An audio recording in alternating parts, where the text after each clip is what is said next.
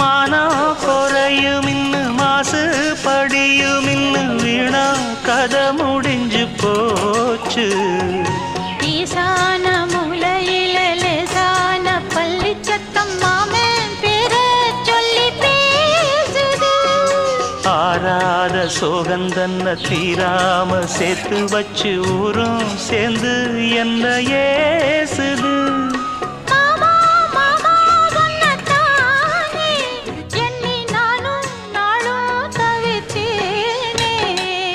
கூண்டுக்குள்ள என்ன வச்சு கூடி நின்ன ஊற விட்டு கூண்டுக்குள்ள போனதென்ன கோலக்கிளியே.